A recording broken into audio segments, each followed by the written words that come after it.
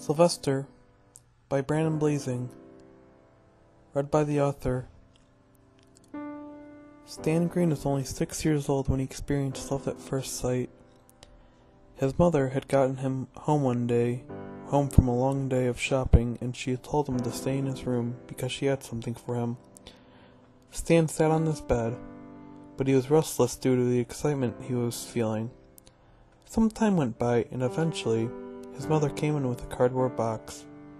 The most peculiar thing about it, though, was that it had holes on the side of it. Mrs. Green set the box on the floor. "Alrighty, Stan, open her up," his father said. Stan opened the box in excitement and was greeted by a tuxedo kitten. The cat stared up at him with a look of curiosity written on its face. Stan attempted to grab the kitten out of its comfort zone, only to be stopped by his mother. "Careful, Stan. He still has to get used to us. Better let me handle him," she said. Mrs. Green carefully reached into the box to grab the kitten. Stan heard a meow sound before his mother took the kitten out of the box and placed it on the floor. The kitten looked around cautiously once it was out of the box. Stan had found this kind of cute and let out a small chuckle. Mr. and Mrs. Green gave Stan permission to pet the feline. "Just be gentle," his mother told him. Stan took 2 fingers and petted the cat. The kitten purred loudly and rubbed up against him. His mother smiled and said, "Looks like it didn't take long getting used to us."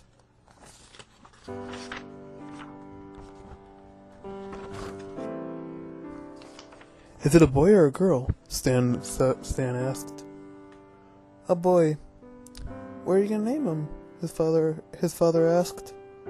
Stan thought for a moment, but no ideas were coming to him, until eventually his mother suggested Sylvester. Stan liked the idea. "He kinda does look like him," he said. Stan rubbed Sylvester under his chin. "Welcome home, Sylvester." Mrs. Green dug around in her purse and pulled out a cat lure. "See what he does with this," she said as she held it out to Stan. Stan held the toy above Sylvester's head. The kitten started to paw at it and eventually managed to get out of Stan's hand. Sylvester rolled around on the floor with the toy in his paws and mouth. That very night, Stan's mother had put a cat bed in his room. Sylvester was evidently tired and was ready to hit the sack. Stan couldn't wait to have a sleepover with his new pet. Sylvester's bed had an aroma which attracted him. The cat crawled onto his bed, circled around a couple times, then finally laid down.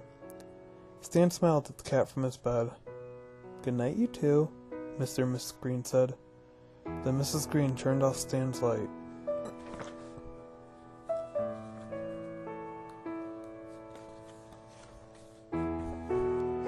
Stan leaned out of bed and whispered, "Good night, Sylvester." The cat purred as it slumbered. The following morning, Stan woke up to find his cat wasn't in his bed anymore. He tried calling him by name, but he got no response. He looked around and saw the cat sleeping peacefully at the foot of his bed. Sylvester had gotten in bed with him last night without his knowledge. Throughout the day, Stan had spent the majority of his time playing with Sylvester while under the supervision of his parents. The kitten had amazed him at some of the stuff it could do, such as jumping from such a high height and always laying on his paws, and being so quick with grabbing toys he held over him. In the middle of their play, Stan picked up Sylvester and held him like a mother would with her child. "I promise to take good care of you," he said before giving the kitten a kiss on the forehead. Over the years, Stan had watched in amazement as Sylvester grew from something that could fit in a cereal box to a full-grown cat.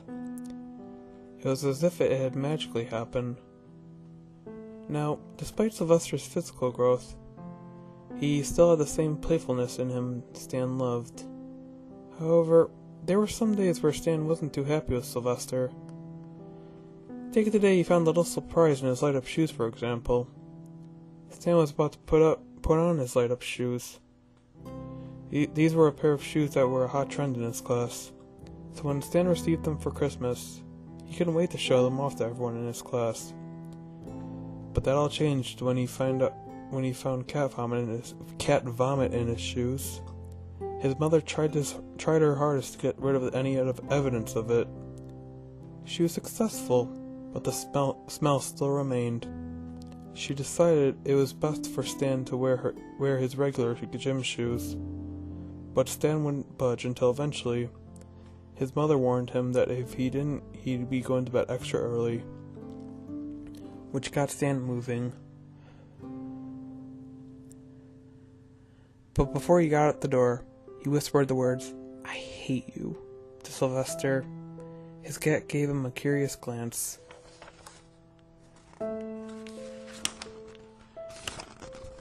Stan was smothered with a blanket of guilt that got heavier and heavier on his bus ride to school that morning. He couldn't believe what he had said to Sylvester. He knew he didn't mean it, but now he was worried he would come home only to find that Sylvester was gone. Throughout the school day, Stan tried his hardest to keep his mind off of what he had said, but no matter what he did, it was impossible. He played blocks, crafted designs from clay, even played with the game console his teacher had in his class. But none of these items helped, and eventually, he broke down crying. One of Stan's classmates went to go tell his teacher, Mr. Wrightson, and he came only to find Stan a blubbering mess on the floor. Stan told him about what had happened, and his teacher gave his mother a call. "Green residence." "Hello, Mrs. Green. This is Jack Wrightson. I am a teacher at Washington Elementary. Your son, Stan, is crying right now because of an incident with his cat." Mrs. Green became confused. "What do you mean?" "Well, he claims this morning his cat threw up in his shoes and that he got so mad he snapped and whispered that he hated him." Mrs. Green paused for a moment. She was shocked. Where on earth did he hear that word? Stan's teacher let out a chuckle. "Who knows? Perhaps he picked it up here. A lot of my students have a very colorful vocabulary." "Is he alright?" Mrs. Green asked. "Yeah, but now I think he's worried about his cat because of what he said," Mr. Wrightson said. Mrs. Green's worry subsided. "Well, when you get off the phone, tell Stan that his mother said his cat's alright." After Mr. Wrightson got off the phone with Mrs. Green, he found Stan on the floor still crying. He managed to calm him down after telling him what his mother had said. There had been other days where Stan had his bad days with his cat, but the two of them always made up in the end. Years and years passed, and as Stan noticed, Sylvester had begun to become more laid back.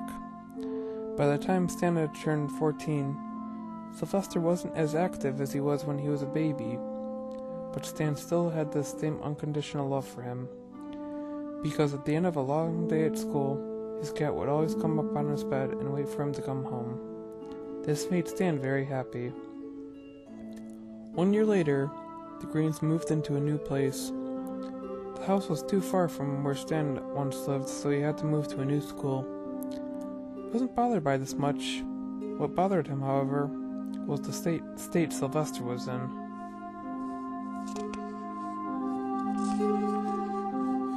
For the past couple of weeks, Sylvester wouldn't get up, even when he was hungry, so at one point, Stan had to bring Sylvester his food.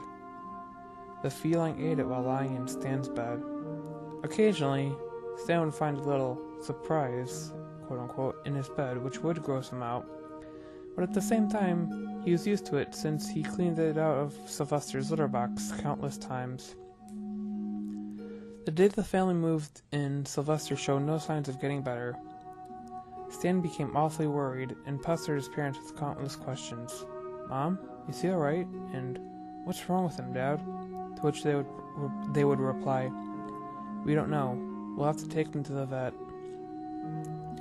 When Stan placed one of his boxes in his bedroom, he noticed something in the corner of his eye. A strange black mass floating in his closet is what it seemed to be. However, when he turned his head to get a better look, it vanished. So, Stan shrugged it off and went to get another box. The first night in the new house gave Stan a very eerie feeling.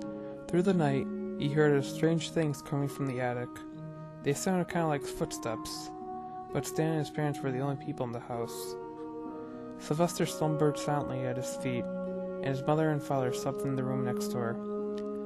Stan eventually brushed it off as vermin and drifted off. Stan and his parents drove Sylvester to the vet the following weekend. On the way there, Stan kept glancing at Sylvester in his cage with concern. Each time he did, Sylvester would look up at him with distress in his eyes. "I love you, Sylvester," Stan whispered, and although he couldn't speak, Stan knew Sylvester meant the same thing. The Greens returned home from the vet shortly after, and they carried unfortunate news with them. Sylvester was diagnosed with cancer. "What?" Stan said as he heard the news. "How is that possible? He was so happy before." The vet showed sympathy. I'm very sorry, Stan. Your cat is getting old. I know how it feels to lose something so close to you." Stan didn't want to hear any more news. He had heard enough. So thus, he stormed out of the doctor's office and went straight to the bathroom, where he silently cried in the bathroom stall. "How could this be happening?" he said in between his sobs. "He can't be dying. He's my best friend." Stan later came out of the bathroom and joined his family in the car.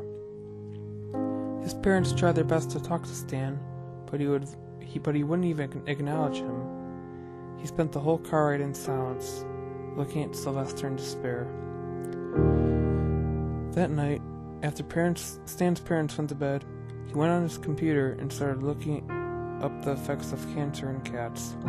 He got a variety of results. Some articles explained the type of cancer they get. Others explained how cats can get it. Stan browsed more and more, but found no results that satisfied him. He looked away from his monitor and looked at Sylvester, who slept silently on his mattress. There was a knock at Stan's door, and he opened it, only to find his parents standing there. Stan was confused. "What are you guys do?" His mother held her hand out in front of her. "We need to talk," she said. Then his parents led him to his bed. They sat at the edge as Mr. Green sat to Stan's left and Mrs. Green took the right. Stan tilted his head down. "What do you guys need?" His mother was the first to speak. "Stan, we understand how shocking all this may be to you, but you have to understand that you are not alone. We are just as sad about all of this as you are." But I'm not ready to say goodbye to him. Stan kept his head tilted. "But he might have a fighting chance," Mr. Green said with enthusiasm. After Stan had found all the articles about cancer and felines, he doubted his father's statement, but decided he might be right. After all, Sylvester wasn't in any kind of pain, so there could still be hope. It took them a while, but eventually, Stan's parents had managed to calm him down. Although Sylvester wasn't as energetic as he once was, Stan still possessed the same love he had for him since he first got him, and it was vice versa. Every day, and after school, his cat would be waiting for him on his bed and meow in excitement when he saw him. Stan enjoyed the comfort and love Sylvester gave him. Then, a dreadful day came. Sylvester's cancer had become stronger along with his pain. Stan woke up that morning to hear his beloved cat letting out a horrible cry of pain. He moved toward his cat cautiously and asked, "Sylvester? What's wrong?" As if replying to him, the cat let out another long cry, and despite it being quiet, it still pierced Stan's eardrums. Stan called for his parents, and they were in his room in no less than a minute. Mr. Green attempted to get a closer look at Sylvester, only to be stopped by his wife. "Don't," his wife said with her hand raised. "You might hurt him." Mr. Green looked up at her. "Don't worry, I just want to look at him." "Hey, Sylvester," he said as he calmly got close to the feline. "How are you feeling?" Sylvester gave no response. Mr. Green kept looking at Sylvester. He didn't notice anything off about him until he noticed a weird bump on his back. He looked back at his wife. "Hey, can cats get warts?" Stan's eyes widened when he saw what his father was talking about. "I don't think so," said Mrs. Green. Stan's parents stood there for a while, thinking about what they should do. Eventually, they decided to call the vet. The vet arrived at the Green residence in less than 10 minutes. He studied the bump he had in a time that felt like an eternity to Stan. Eventually, the doctor let out a disappointed sigh. "Well," he said, "looks like Sylvester has a small tumor." Stan was speechless. "How bad is it?" Mrs. Green asked. The vet simply shrugged. "I don't know exactly. You might want to take him in for some tests."